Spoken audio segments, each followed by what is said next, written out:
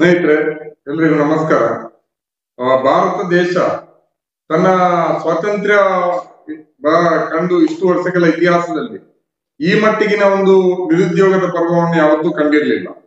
ಅಷ್ಟು ಭೀಕರವಾದ ಸ್ವರೂಪದಲ್ಲಿ ಇವತ್ತು ನಿರುದ್ಯೋಗ ಭಾರತ ದೇಶದ ಯುವ ಜನರನ್ನ ಕಾಡ್ತಾ ಇದೆ ಮತ್ತು ಅವರ ಬದುಕನ್ನ ಇವತ್ತು ಬಹಳ ದೊಡ್ಡ ಬಿಕ್ಕಟ್ಟಿಗೆ ದೂಡಿದೆ. ನಿಮ್ಗೆಲ್ರಿಗೂ ಗೊತ್ತಿದೆ, ಈ ಪರಿಸ್ಥಿತಿ ನಿಧಾನವಾಗಿ ದೇಶವನ್ನು ಆವರಿಸಿಕೊಳ್ಳಿಕ್ಕೆ ಶುರುವಾಗಿರುವಂತಹದ್ದು. ದೇಶ ಉದಾರೀಕರಣದ ನೀತಿಯನ್ನ, ಜಾಗತೀಕರಣದ ನೀತಿಯನ್ನ ಒಪ್ಕೊಂಡ ಸಂದರ್ಭದಲ್ಲಿ ಎಲ್ಲಾ ಕಡೆ ಉದ್ಯೋಗದ ಹೊಸ ಪರ್ವ ಆರಂಭ ಆಗತ್ತೆ ಅನ್ನುವಂತ ಒಂದು ಭ್ರಮೆಯನ್ನ ಸೃಷ್ಟಿಸಿದ್ರು. ಆದ್ರೆ ನಾವು ಮೊದಲೇ ಈ ಕುರಿತು ಎಚ್ಚರಿಕೆಯನ್ನ ಕೊಟ್ಟಿದ್ವಿ.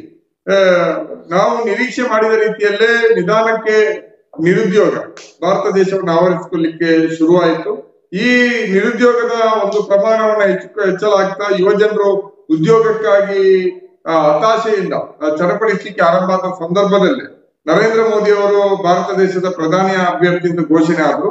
ಆ ಸಂದರ್ಭದಲ್ಲಿ 7-8 ವರ್ಷಗಳ ಹಿಂದೆ ಭಾರತ ದೇಶದ ಲೋಕಸಭೆ ಚುನಾವಣೆಯ ಸಂದರ್ಭದಲ್ಲಿ ನರೇಂದ್ರ ಮೋದಿ ಅವರ ನೇತೃತ್ವದ ಬಿಜೆಪಿ ಈ ದೇಶದಲ್ಲಿ ಬಿಜೆಪಿ ಅಧಿಕಾರಕ್ಕೆ ಬಂದ್ರೆ ವರ್ಷಕ್ಕೆ 2 ಕೋಟಿ ಉದ್ಯೋಗ ಸೃಷ್ಟಿ ಮಾಡ್ತೇವೆ ಅನ್ನುವಂತ ಭರವಸೆಯನ್ನ ಕೊಟ್ಟರು.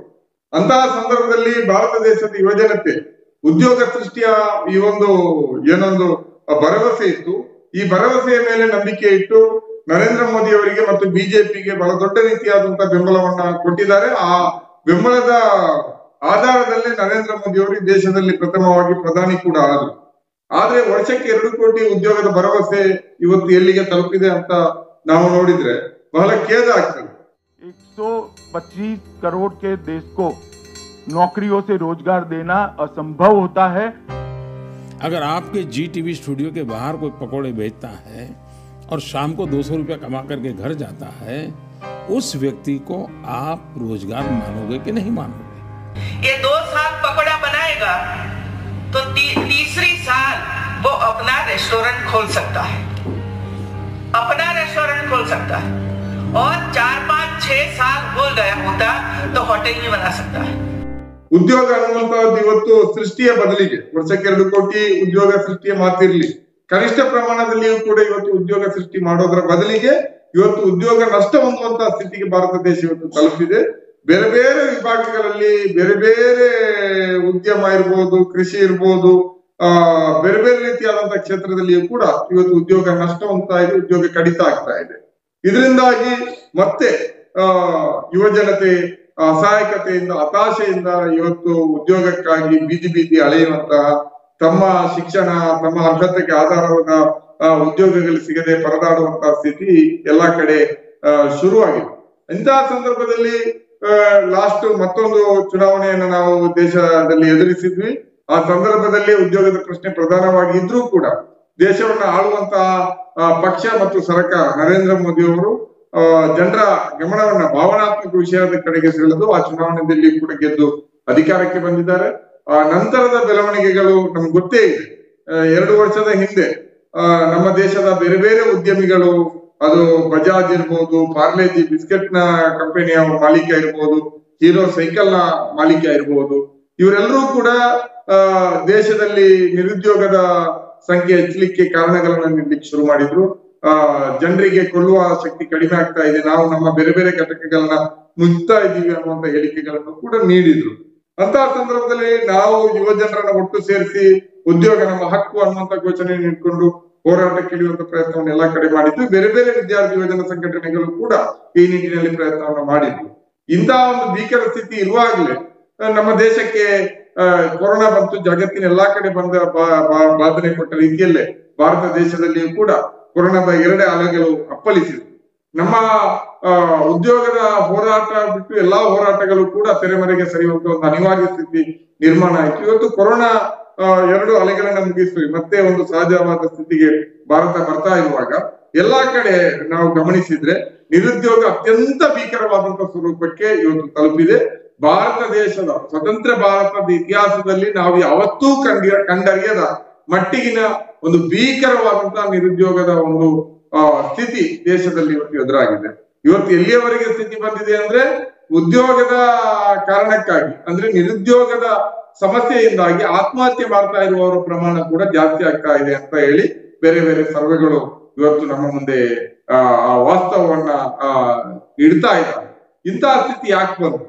ಒಂದು, ನಮ್ಮ ಆಳುವ ಸರ್ಕಾರದ ನೀತಿಗಳು, ನವ ಉದಾರೀಕರಣದ ನೀತಿಗಳು ಏನಿದೆ, ಜಾಗತೀಕರಣ ಉದಾರೀಕರಣದ ನೀತಿಗಳು, ಇದನ್ನು ನಾವು ಬಹಳ ಪ್ರಬಲವಾಗಿ ವಿರೋಧ ಮಾಡಿದ್ವಿ. ಇದು ನಮ್ಮ ಉದ್ಯೋಗದ ಹಕ್ಕುಗಳನ್ನ ಕಸಿಯುತ್ತದೆ. ಬೇರೆ ಬೇರೆ ರೀತಿಯಾದಂತಹ ಉದ್ಯೋಗದ ಅವಕಾಶಗಳನ್ನು ಕೊಡುವಾಗಲೇ ದುಡಿಯುವಂತ ಕಾರ್ಮಿಕರಿಗೆ ಅವರ ಹಕ್ಕುಗಳನ್ನ ನಿರಾಕರಿಸುವಂತಹದ್ದು, ಮತ್ತು ಉದ್ಯೋಗಗಳಿದ್ರೂ ಕೂಡ ಅವು ಅರೆ ನಿರುದ್ಯೋಗಗಳಾಗಿರುವಂತಹದ್ದು, ಅರೆ ಉದ್ಯೋಗವಾಗಿರುವಂತಹದ್ದು, ಇಂತಹದ್ದೆಲ್ಲ ಬೇರೆ ಬೇರೆ ರೀತಿಯಾದಂತಹ ಸಮಸ್ಯೆಗಳು ಉದ್ಭವ ಆಗ್ತದೆ. ಉದ್ಯೋಗ ಇದ್ದವನು ಕೂಡ ನಿರುದ್ಯೋಗಿ ರೀತಿಯಲ್ಲಿ ಬದುಕುವಂತಹ ಸ್ಥಿತಿ ಬರ್ತದೆ. ಉದ್ಯೋಗಗಳು ಆತನ ಅರ್ಹತೆ ಮತ್ತು ಆತನ ಸಾಮರ್ಥ್ಯಕ್ಕೆ ತಕ್ಕದಾದಂತಹ ಉದ್ಯೋಗಗಳು ಸಿಗೋದಿಲ್ಲ. ಸಿಕ್ಕಿದ ಉದ್ಯೋಗಗಳಲ್ಲಿ ವೇತನಗಳಲ್ಲಿ ಇರೋದಿಲ್ಲ ಅನ್ನುವಂತ ಒಂದು ಸ್ಥಿತಿ ನಾವೇನೋ ಹೇಳ್ತಾ ಇದ್ವಿ, ಅದು ಇವತ್ತು ವಾಸ್ತವವಾಗಿದೆ. ಇಂತಹ ಸಂದರ್ಭದಲ್ಲಿ ಯುವಜನತೆ ಮತ್ತು ವಿದ್ಯಾರ್ಥಿಗಳು ತಮ್ಮ ಭವಿಷ್ಯದ ಬಗ್ಗೆ ಕಂಗಾಲಾಗಿದ್ದಾರೆ.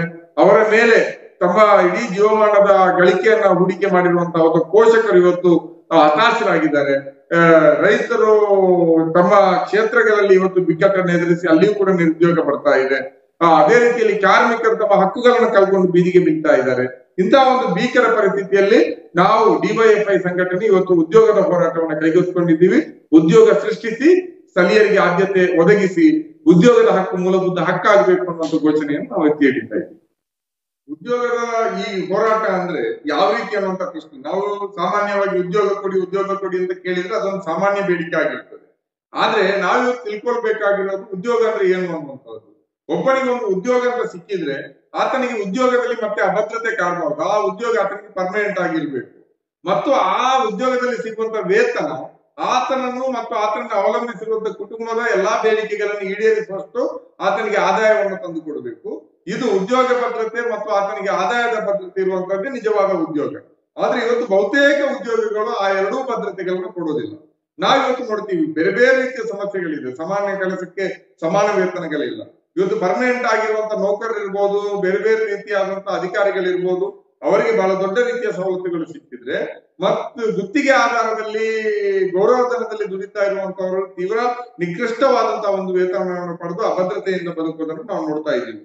ಪ್ರಾಧ್ಯಾಪಕ ವೃತ್ತಿ ಮಾಡುವವರು, ಯೂನಿವರ್ಸಿಟಿಗಳಲ್ಲಿ ದುಡಿಯುವವರು, ದೊಡ್ಡ ದೊಡ್ಡ ಕಾಲೇಜುಗಳಲ್ಲಿ ಕೆಲಸ ಮಾಡುವವರು ಇವತ್ತು ಪರ್ಮನೆಂಟ್ ಉಪನ್ಯಾಸಕರಿಗೆ ಲಕ್ಷದ ಮೇಲೆ ವೇತನ ಇದ್ರೆ, ಇವತ್ತು ಗೌರವಧನಕ್ಕೆ ದುಡಿಯುವಂತ ಅತಿಥಿ ಉಪನ್ಯಾಸಕರು, ಅತಿಥಿ ಟೀಚರ್ಗಳು ತಿಂಗಳಿಗೆ 10,000 ರೂಪಾಯಿ 8,000 ರೂಪಾಯಿ ಮಾತ್ರ ವೇತನ ಪಡೆಯುವಂತಹ, ಅದರಲ್ಲಿಯೂ ಯಾವುದು ಭದ್ರತೆ ಇಲ್ಲದೆ ತಮ್ಮ ಬದುಕಿನ ಕನಸುಗಳನ್ನು ಈಡೇರಿಸಲಿಕ್ಕಾಗದೆ ಇವತ್ತು ಅಭದ್ರತೆಯಿಂದ ಹತಾಶೆಯಿಂದ ಬದುಕುವುದನ್ನು ನಾವು ನೋಡ್ತಾ ಇದ್ದೀವಿ. ಕೈಗಾರಿಕೆಗಳಲ್ಲಿ ಇದೇ ರೀತಿ ಆಗಿದೆ. ಇವತ್ತು ಕಾರ್ಮಿಕ ಕಾಯ್ದೆಗಳನ್ನೆಲ್ಲ ತೆಗೆದುಹಾಕಿ ಅಥವಾ ಅದನ್ನು ಸಡಿಲ ಮಾಡಿರೋದ್ರಿಂದ ಕಾರ್ಮಿಕರು ಕೂಡ ತಮ್ಮ ಉದ್ಯೋಗ ಭದ್ರತೆ ಹಕ್ಕನ್ನ ಕಳ್ಕೊಳ್ತಾ ಇದ್ದಾರೆ. ವೇತನ ಭದ್ರತೆ ಹಕ್ಕನ್ನ ಕಳ್ಕೊಂಡು ಇವತ್ತು ಬೀದಿಗೆ ಬರ್ತಾ ಇದ್ದಾರೆ. ದುಡಿಯಲಿಕ್ಕೆ ದುಡಿಮೆ ಇದೆ, ಆದ್ರೆ ಆ ದುಡಿಮೆ ಅವರ ಬದುಕಿನ ಬೇಡಿಕೆಗಳನ್ನ ಈಡೇರಿಸ್ತಾ ಇಲ್ಲ, ಉದ್ಯೋಗ ಭದ್ರತೆಯನ್ನು ನೀಡ್ತಾ ಇಲ್ಲ ಅನ್ನುವಂಥದ್ದು ಒಂದು. ಮತ್ತು ಇನ್ನೊಂದು ಕಡೆ ನಾವು ನೋಡ್ತಾ ಇದ್ದೀವಿ, ಬೇರೆ ಬೇರೆ ರೀತಿಯಾದಂತಹ ಶಿಕ್ಷಣ ಸಂಸ್ಥೆಗಳು ನಮ್ಮ ಮುಂದೆ ಇವತ್ತು ತಲೆ ಎತ್ತಾ ಇದ್ದಾರೆ. ನಾವು ಉದಾಹರಣೆಗಳಿಗೆ ಹೋಗ್ಲಿಕ್ಕಾದ್ರೆ ನಾನು ಮಂಗಳೂರಿನ ಉದಾಹರಣೆಯನ್ನೇ ತಗೊಳ್ಬಹುದು.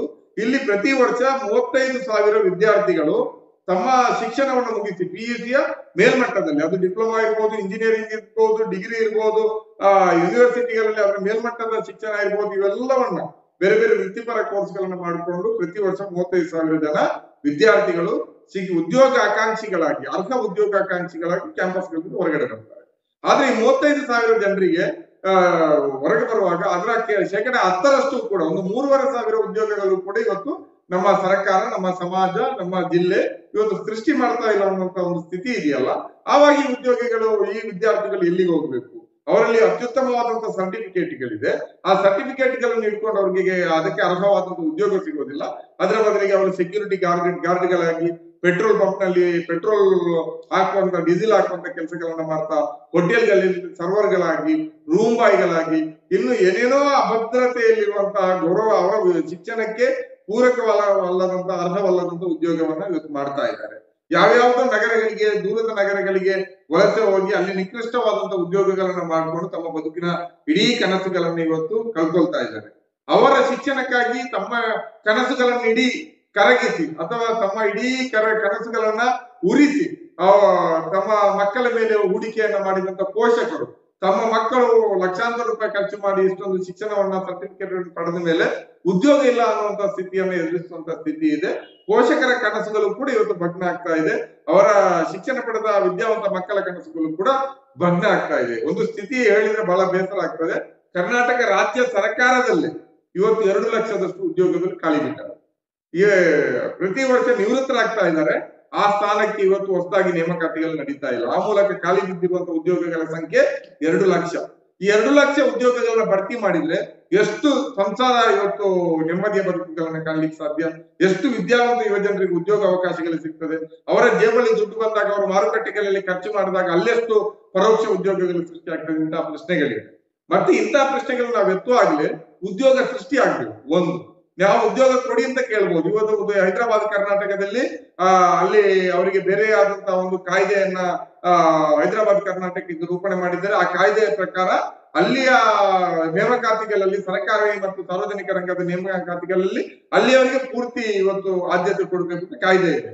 ಆದ್ರೆ ಅಲ್ಲಿ ಇವತ್ತು ಆ ಕಾನೂನುಗಳಿದೆ, ಅಲ್ಲಿ ಸರ್ಕಾರಿ ಇಲಾಖೆ ಉದ್ಯೋಗಗಳಲ್ಲಿ ಭರ್ತಿ ಮಾಡ್ತಾ ಇಲ್ಲ ಮತ್ತು ಬೇರೆ ಬೇರೆ ರೀತಿಯಲ್ಲಿ ಕೈಗಾರಿಕೆಗಳಲ್ಲಿ ಉದ್ಯೋಗಗಳು ಸೃಷ್ಟಿ ಆಗ್ತಾ ಇಲ್ಲ. ಅಂತಹ ಸಂದರ್ಭದಲ್ಲಿ ಇಂಥ ಮೀಸಲಾತಿಗಳಿಂದ ಯಾವ ಪ್ರಯೋಜನಗಳು ಕೂಡ ಆಗ್ತಾ ಇಲ್ಲ. ಅದಕ್ಕಾಗಿ ಇವತ್ತು ಮೊದಲನೆಯದಾಗಿ ಉದ್ಯೋಗ ಸೃಷ್ಟಿ ಆಗ್ಬೇಕು. ಸೃಷ್ಟಿಯಾದ ಉದ್ಯೋಗದಲ್ಲಿ ಸ್ಥಳೀಯರಿಗೆ ಆದ್ಯತೆ ಸಿಗಬೇಕು. ಒಂದು, ಉದ್ಯೋಗ ಸೃಷ್ಟಿ ಮಾಡಿಬಲ್ಲಂತ ಉದ್ಯಮಗಳು ಬರಬೇಕು. ಅದು ಉದ್ಯೋಗವನ್ನ ಸೃಷ್ಟಿ ಮಾಡಬೇಕು ಮತ್ತು ಆ ಸೃಷ್ಟಿಯಾದ ಉದ್ಯೋಗಗಳಲ್ಲಿ ಸ್ಥಳೀಯರಿಗೆ ಅಂದ್ರೆ ಜಿಲ್ಲೆಯವರಿಗೆ 80% ಅದು ಕೂಡ ಮೀಸಲಾತಿಯನ್ನ ಕೊಡಬೇಕು. ಅದಕ್ಕಾಗಿ ಸರೋಜಿನಿ ಮಹಿಷಿ ವರದಿಯನ್ನ ಇವತ್ತು ಸರಿಯಾದ ರೀತಿಯಲ್ಲಿ ಅದನ್ನ ಅಪ್ಡೇಟ್ ಮಾಡಿ ಅದನ್ನ ಪರಿಷ್ಕರಿಸಿ ಜಾರಿಗೆ ತರಬೇಕು ಅನ್ನುವಂಥ ಒತ್ತಾಯವನ್ನು ಕೂಡ ನಾವು ಈ ಹೋರಾಟದ ಸಂದರ್ಭದಲ್ಲಿ ನಾವು ಮುಂದಿಡ್ತಾ ಇದ್ದೀವಿ. ನಮ್ಮ ಬೇಡಿಕೆ ಬಹಳ ಸ್ಪಷ್ಟ ಇದೆ. ಉದ್ಯೋಗ ಸೃಷ್ಟಿಸಿ, ಸ್ಥಳೀಯರಿಗೆ ಆದ್ಯತೆ ಒದಗಿಸಿ, ಸರೋಜಿನಿ ಮಹಿಷಿ ವರದಿಯನ್ನ ಇವತ್ತು ಪರಿಷ್ಕರಿಸಿ ಜಾರಿಗೆ ತನ್ನಿ ಅನ್ನುವಂಥ ಬೇಡಿಕೆಯನ್ನು ಇಡ್ತಾ ಇದ್ದೀವಿ. ನಿರುದ್ಯೋಗದ ಭೀಕರತೆಯಿಂದ ನಮ್ಮನ್ನ ಯುವಜನರ ರಕ್ಷಿಸಿ ಅನ್ನುವಂಥ ಬೇಡಿಕೆಯನ್ನು ಇಡ್ತಾ ಇದ್ದೀವಿ. ಇವತ್ತು ಮುಂದುವರಿದ ರಾಷ್ಟ್ರಗಳಲ್ಲಿ ಉದ್ಯೋಗ ಸಂವಿಧಾನಬದ್ಧ ಹಕ್ಕಾಗಿರೋದ್ರಿಂದ ಅಲ್ಲಿ ನಿರುದ್ಯೋಗ ಭತ್ಯೆ ಸಿಗ್ತಾ ಇದೆ. ಭಾರತ ದೇಶದಲ್ಲಿಯೂ ಕೂಡ ಉದ್ಯೋಗದ ಹಕ್ಕನ್ನ ಮೂಲಭೂತ ಹಕ್ಕನ್ನಾಗಿ ಸಂವಿಧಾನದಲ್ಲಿ ಸೇರ್ಪಡೆ ಮಾಡಬೇಕು. ಇಲ್ಲಿಯೂ ಕೂಡ ಉದ್ಯೋಗ ಸಿಗುವವರಿಗೆ, ಅವರಿಗೆ ಅಲ್ಪ ಉದ್ಯೋಗ ಸಿಗುವವರಿಗೆ ನಿರುದ್ಯೋಗ ಭತ್ಯೆಯನ್ನು ಕೊಡಬೇಕು ಅನ್ನುವಂಥ ಬೇಡಿಕೆಯನ್ನು ನಾವು ಇಡ್ತಾ ಇದ್ದೀವಿ. ಉದ್ಯೋಗ ಮತ್ತು ಶಿಕ್ಷಣ ಪ್ರತಿಯೊಬ್ಬ ಯುವಜನರ ಹಕ್ಕು ಅನ್ನುವಂಥ ಬೇಡಿಕೆಯನ್ನು ಇಟ್ಕೊಂಡು ಉದ್ಯೋಗ ಸೃಷ್ಟಿಸಿ, ಸ್ಥಳೀಯರಿಗೆ ಆದ್ಯತೆ ಒದಗಿಸಿ ಅನ್ನುವಂಥ ಬೇಡಿಕೆಯ ಆಧಾರದಲ್ಲಿ ನಾವು ಇಡೀ ರಾಜ್ಯಾದ್ಯಂತ ಒಂದು ಹೋರಾಟಕ್ಕೆ ತೀರ್ಮಾನವನ್ನ ಮಾಡಿ ಇವತ್ತು ಈಗಾಗಲೇ ಕೆಲಸವನ್ನ ಶುರು ಮಾಡಿದ್ದೀವಿ. ಸಮಾವೇಶಗಳು ನಡೀತಾ ಇದೆ. ನಾವು ಮುಂದಿನ ಹಂತದಲ್ಲಿ ಇನ್ನಷ್ಟು ಯುವಜನ, ವಿದ್ಯಾರ್ಥಿ, ಕಾರ್ಮಿಕ ಸಂಘಟನೆಗಳನ್ನ ಜೊತೆ ಸೇರಿಸಿ ಇಡೀ ಕರ್ನಾಟಕದಲ್ಲಿ ಒಂದು ದೊಡ್ಡ ಆಂದೋಲನವಾಗಿ ದೇಶದಲ್ಲಿ ನಡೀತಾ ಇರುವಂತಹ ಉದ್ಯೋಗದ ಹಕ್ಕಿನ ಆಂದೋಲನದ ಜೊತೆಯಲ್ಲಿ ಇದನ್ನು ಕೂಡ ನಾವು ಸೇರಿಸಿ ಬಹಳ ದೊಡ್ಡ ಹೋರಾಟವನ್ನು ಮಾಡುವಂತಹ ಒಂದು ತೀರ್ಮಾನವನ್ನ ಮಾಡಿದ್ದೀವಿ. ಕರ್ನಾಟಕ ರಾಜ್ಯದ ಯುವಜನತೆ, ವಿದ್ಯಾರ್ಥಿಗಳು ಬೇರೆ ರೀತಿಯಾದಂತಹ ಜನರನ್ನ ಒಡೆಯುವಂತಹ ವಿಚಾರಗಳ ಕಡೆಗೆ ಜಾಸ್ತಿ ಗಮನ ಕೊಡದೆ ನಮ್ಮ ಉದ್ಯೋಗದ ಹಕ್ಕಿಗಾಗಿ ನಡೆಯುವಂತಹ ಹೋರಾಟದಲ್ಲಿ ಎಲ್ಲರೂ ಜೊತೆಯಾಗಬೇಕು ಅಂತ ನಾವು ವಿನಂತಿಯನ್ನು ಮಾಡ್ತಾ ಇದ್ದೀವಿ. ನಮಸ್ಕಾರ.